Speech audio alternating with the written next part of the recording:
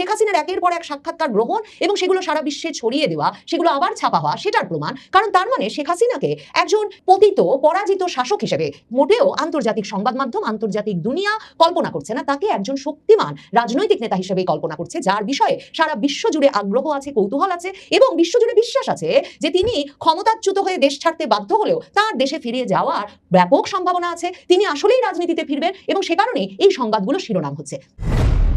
ফ্রান্সের বিখ্যাত সংবাদ সংস্থা AFP কে এক সাক্ষাৎকার দিয়ে আবারও বিশ্বজুড়ে সংবাদ মাধ্যমে আলোড়ন তুলে ফেলেছেন বাংলাদেশের সাবেক প্রধানমন্ত্রী শেখ হাসিনা। বাংলাদেশের সংবাদ মাধ্যম ঘাঁটলে সে সম্পর্কে জানবার কোনো উপায় নাই, কারণ সরকার সাম্প্রতিক সময়ে কয়েক দফায় সরাসরিভাবে একরকমের হুমকি দিয়ে এবং আদালতের নির্দেশনা মনে করিয়ে দিয়ে বাংলাদেশের সংবাদ সংস্থাকে সাবধান করেছে যাতে তারা শেখ হাসিনা বা আওয়ামী লীগ সম্পর্কে কোনো রকম সংবাদ প্রকাশ করার সাহস না পায়। এই অবস্থায় বাংলাদেশের সংবাদ মাধ্যমে শেখ হাসিনার এই আলোড়ন তোলা সাক্ষাৎকার নেই বটে, কিন্তু এই বিশ্বখ্যাত সংবাদ সংস্থা AFP কে সাক্ষাৎকার দেওয়ার ফলে দেশে দেশে ভাষায় ভাষায় শত শত সংবাদ মাধ্যমে শেখ হাসিনার এই নতুন সাক্ষাৎকারটি প্রকাশিত হয়েছে, অনুদিত হয়েছে এবং যতগুলো পত্রপত্রিকায়, অনলাইন সংবাদ মাধ্যমে, অনলাইন ওয়েবসাইট ঘেঁটে যতগুলো শীর্ষস্থানীয় পত্রপত্রিকায় দেশে দেশে এই সাক্ষাৎকারটি ছাপা হতে দেখেছি, বেশিরভাগই এই শিরোনামটা করেছেন যে শেখ হাসিনা দেশে ফিরতে প্রস্তুত, প্রাণের ঝুঁকি নিয়ে, মৃত্যুর ঝুঁকি নিয়ে, ফিয়ার অফ ডেথ মাথায় নিয়ে। কারণ শেখ হাসিনাকে এই সাক্ষাৎকারে AFP প্রশ্ন করেছিল যে তিনি কি তার ফেরার ঝুঁকি সম্পর্কে সচেতন কিনা। মানে এই অবস্থায় তিনি কি করে ঘোষণা দিচ্ছেন যে তিনি দেশে ফিরবেন, এবং কিছুদিন আগে এক সংবাদ মাধ্যমের সঙ্গে সাক্ষাৎকারে তো পরিষ্কার বলে দিয়েছেন যে তিনি দেশে ফিরবেন এবং দেশে ফিরবেন ডিসেম্বরের মধ্যে। কিভাবে এটা বলছেন? এই প্রশ্নটা যখন তাকে AFP করেছিল, 78 বছর বয়সী শেখ হাসিনা AFPর প্রশ্নের জবাবে ইমেইলে লিখেছেন বলে AFP জানাচ্ছে, আমাকে হত্যা করা হতে পারে, আমাকে গ্রেফতার করা হতে পারে, আমাকে কারাগারে পাঠানো হতে পারে, আমার ভাগ্যে কি হতে পারে তা আমি ভালোভাবেই জানি, তারপরেও আমি দেশে ফিরতে চাই কারণ আমার দেশের মানুষ আমাকে ডাকছে।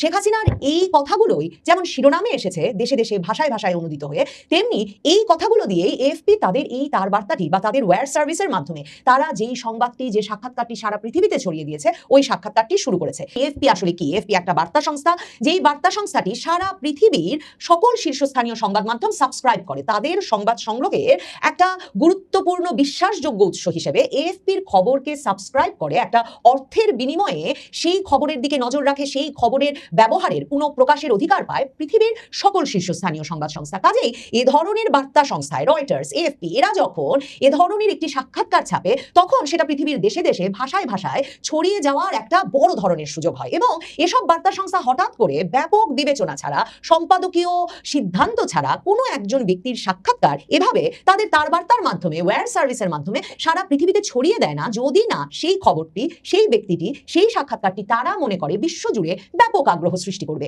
এখন এই যে শেখ হাসিনার পরপর শীর্ষস্থানীয় সংবাদ সংস্থাগুলো এবং বার্তা সংস্থাগুলোয় প্রকাশিত সাক্ষাৎকার, সেটা বিশেষ কারণে তাৎপর্যপূর্ণ। একদিকে খুব গুরুত্বপূর্ণ, শেখ হাসিনা সম্ভবত এটাই চেয়েছেন যে বাংলাদেশে যখন তার খবর একেবারে টুঁটি চেপে বন্ধ করা হয়েছে এবং আদালতের নির্দেশনা দেখানো হচ্ছে, সরকারের তথ্য উপদেষ্টা প্রায়শই সংবাদ মাধ্যমের সামনে এসে একরকমের ভয় দেখিয়ে মনে করাচ্ছেন যে সংবাদ মাধ্যমে শেখ হাসিনার কোনো ভাষ্য ছাপা উচিত হচ্ছে না, যদিও সামাজিক যোগাযোগ মাধ্যম ফ্রি, ইন্টারনেটে কারো পক্ষে কোনো খবর ধামাচাপা দেওয়া সম্ভব নয়, তবুও এই হুমকি দেখাচ্ছেন। তখন শেখ হাসিনা সম্ভবত তার সাক্ষাৎকারগুলো যাতে সর্বাধিক প্রচারণা পায়, সবচেয়ে বেশি দেশে দেশে ছড়িয়ে পড়ে, এবং তিনি যখন এর আগে বিশ্বজুড়ে সংবাদ শিরোনাম হয়েছেন একজন ক্ষমতাচ্যুত, পদচ্যুত প্রধানমন্ত্রী হিসেবে, যাকে কিনা আন্দোলনের মুখে তার দেশ ছাড়তে হয়েছে এবং পাশের দেশ ভারতে গিয়ে আশ্রয় নিতে হয়েছে, এমন একজন নেতা হিসেবে তখন শেখ হাসিনা সম্ভবত নিজেকে বিশ্বজুড়ে আবার প্রমাণ করতে চাইছেন এমন একজন বিশ্ব নেতা হিসেবে, যিনি এর পরেও তার দেশে ফিরে যেতে প্রস্তুত, যদিও তার মাথার উপরে মৃত্যুদণ্ডের রায় আছে, এবং যিনি ঘোষণা দিয়ে বলছেন তিনি ডিসেম্বরে দেশে ফিরে যাবেন। কাজেই তার দেশের সরকার, বাংলাদেশ সরকার যে একটা দাবি করার চেষ্টা করছে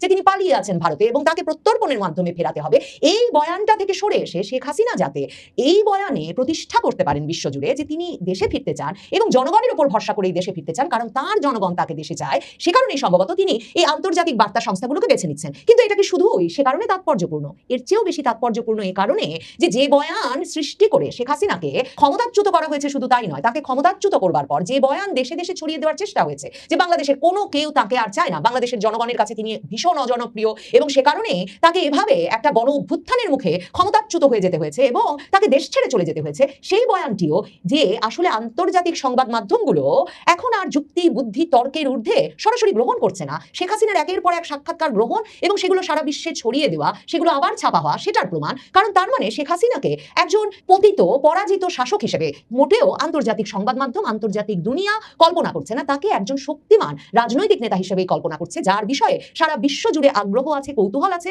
এবং বিশ্বজুড়ে বিশ্বাস আছে যে তিনি ক্ষমতাচ্যুত হয়ে দেশ ছাড়তে বাধ্য হলেও তার দেশে ফিরে যাওয়ার ব্যাপক সম্ভাবনা আছে, তিনি আসলেই রাজনীতিতে ফিরবেন এবং সে কারণেই এই সংবাদগুলো শিরোনাম হচ্ছে।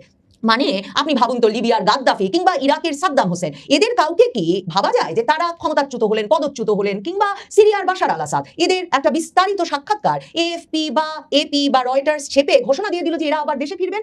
শেখ হাসিনার রাজনৈতিক পরিসরে জনপ্রিয়তায় অবস্থানটা যে এখনো অনেক শক্ত আছে এবং 2024-এর জুলাই আগস্টে ঠিক কি হয়ে গেছে সে নিয়ে যে আন্তর্জাতিকভাবেই একটা কনফিউশন আছে, একটা দ্বিধা আছে এবং ঠিক যা হয়েছে সেটা ভালো হয়েছে কিনা তা নিয়ে একটা তর্ক আছে। শেখ হাসিনার একের পর এক সাক্ষাৎকার শীর্ষস্থানীয় আন্তর্জাতিক সংবাদ মাধ্যমে প্রকাশিত হওয়া সেটার একটা গুরুত্বপূর্ণ প্রমাণ বটে। শেখ হাসিনাকে এএফপি জিজ্ঞেস করেছিল যে আপনি কি দেশে ফেরার সিদ্ধান্ত নিচ্ছেন এই কারণে যে ভারত সরকারের কাছে প্রত্যর্পণের আবেদন করেছে, আহ্বান জানিয়েছে বাংলাদেশ সরকার এবং ভারত সরকার বলেছে যে তারা প্রত্যর্পণের আবেদন খতিয়ে দেখছে। শেখ হাসিনা বলেছেন ভারত সরকার তার সঙ্গে প্রত্যর্পণ বিষয়ে কোনো আলাপ করেন নাই এবং তার দেশে ফেরার সিদ্ধান্ত ভারত সরকারের কোনো সিদ্ধান্ত বা চাপের ফলে নয়, কারণ তিনি ভারতে যথাযথ সম্মান এবং মর্যাদার সঙ্গেই আছেন। তবে এএফপি বলছে শেখ হাসিনা তার সাক্ষাৎকারে প্রশ্ন করবার পরেও এই যে তার বিরুদ্ধে যত যত অভিযোগ সেসব বিষয়ে ক্ষমা চাইতে রাজি হন নাই। এই অংশটাতে এএফপি বলছে যে মানবাধিকার সংগঠনগুলো দীর্ঘদিন ধরেই শেখ হাসিনার সরকারের বিরুদ্ধে রাজনৈতিক প্রতিপক্ষকে হত্যা, বিরোধী দল দমন, বিচার ব্যবস্থা নিয়ন্ত্রণ এবং একতরফা নির্বাচনের মতো নানা অভিযোগ তুলে আসছে। এখানেও খুব গুরুত্বপূর্ণ যে এএফপি তাদের মতামত হিসেবে এই অভিযোগগুলো শেখ হাসিনার উপরে কিন্তু একতরফাভাবে চাপিয়ে দেয়নি। মানে শেখ হাসিনার বিষয়ের অভিযোগগুলো নিয়ে যে আন্তর্জাতিকভাবেই একটা অবিশ্বাস আছে এবং শেখ হাসিনার বয়ানটাও যে শুনতে আন্তর্জাতিকভাবে একটা আগ্রহ তৈরি হয়েছে এবং তার প্রতি সেই বিশ্বাস আছে একজন রাজনৈতিক নেতা হিসেবে, সেটার প্রমাণ এই ভাষ্যগুলো ভীষণভাবে তুলে ধরে। এএফপি বলছে মানবাধিকার সংগঠনগুলোর ওই সব অভিযোগের জবাবে শেখ হাসিনা এসব অভিযোগকে রাজনৈতিক উদ্দেশ্য প্রণোদিত প্রচারণা বলে দাবি করেছেন। তিনি বলেছেন যখনই কোনো অভিযোগ এসেছে তার সরকারের সময় সেটা তদন্ত করা হয়েছে এবং অপরাধীদের আইনের আওতায় আনা হয়েছে। ছাত্র আন্দোলন দমনে অতিরিক্ত শক্তি প্রয়োগের অভিযোগও শেখ হাসিনা এই সাক্ষাৎকারে অস্বীকার করেছেন। তিনি বলেছেন আমার সরকার সর্বোচ্চ ধৈর্য দেখিয়েছে এবং ছাত্র আন্দোলনের শান্তিপূর্ণ সমাধানের চেষ্টা করেছে।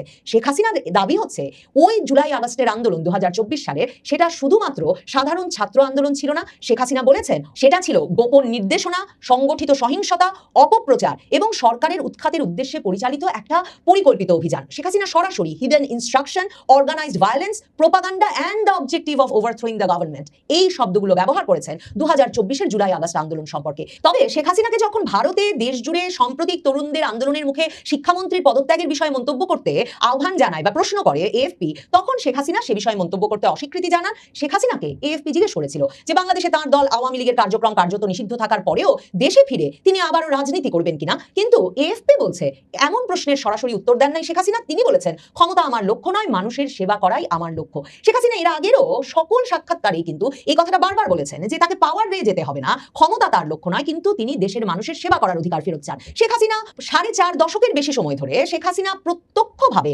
রাজনীতির মাধ্যমে আওয়ামী লীগকে নেতৃত্ব দেওয়ার মাধ্যমেই তো বাংলাদেশের মানুষের সেবা করে এসেছেন। শেখ হাসিনা বিভিন্ন সাক্ষাৎকারে এর মধ্যে এটাও বিস্তারিত বলেছেন যে যখন এত বড় সংকটে বাংলাদেশের জনগণ এবং আওয়ামী লীগের নেতা কর্মী সমর্থকেরা, তখন তিনি অবসরে যাওয়ার কথা ভাবতেও পারেন না। তিনি বাংলাদেশে ফিরবেন, বাংলাদেশকে গণতন্ত্রের ধারায়, উন্নয়নের ধারায় আবার নিয়ে আসবেন। মুক্তিযুদ্ধের চেতনায় শক্তিমান একটা তরুণ নেতৃত্বকে আওয়ামী লীগের দায়িত্ব দেওয়ার পরেই তিনি অবসরে যাওয়ার কথা ভাবতে পারবেন। এমন কথা তিনি সাম্প্রতিক সময়ে বিভিন্ন সাক্ষাৎকারে কিন্তু বিস্তারিত বলেছেন। কিন্তু বরাবরই তিনি প্রধানত যে কথাটা বলেন, কারণ আন্তর্জাতিক সংবাদ মাধ্যমগুলো এই প্রশ্নটা যখন করে যে দল তো কার্যক্রম নিষিদ্ধ, তাহলে দেশে ফিরে আপনি কি করবেন, উনি মনে করিয়ে দেন যে ক্ষমতা তার লক্ষ্য নয়, দেশের মানুষের সেবা করাই লক্ষ্য। কিন্তু শেখ হাসিনা জানেন তিনি এবং তার দল রাজনীতিতে সক্রিয় হবার মাধ্যমেই জনগণের সেবা করা তাদের পক্ষে একমাত্র সম্ভব। তিনি এই সাক্ষাৎকারে আন্দোলনের নিহতদের প্রতিটি পরিবারের প্রতি সমবেদনা প্রকাশ করেছেন। তবে তাকে যখন প্রশ্ন করা হয়েছে যে আন্দোলনের সময় শেখ হাসিনা যেসব সিদ্ধান্ত নিয়েছিলেন তা নিয়ে তার ভেতরে কোনো অনুশোচনা আছে কিনা, শেখ হাসিনা বলেছেন রাষ্ট্র পরিচালনার সিদ্ধান্ত একজন ব্যক্তি একা নেন না, আর পুরো সংকটের প্রেক্ষাপট বাদ দিয়ে একটা নির্দিষ্ট মুহূর্তের সিদ্ধান্তকে সঠিকভাবে বিবেচনা করা যায় না। শেখ হাসিনা সম্ভবত সে কারণেই বাংলাদেশের আন্তর্জাতিক অপরাধ ট্রাইব্যুনালে মানবতা বিরোধী অপরাধের দায়ে তাকে দোষী সাব্যস্ত করে যে মৃত্যুদণ্ড দেওয়া হয়েছে সেই রায়কে আইনের নামে রাজনৈতিক প্রতিশোধ হিসেবে অভিহিত করেছেন।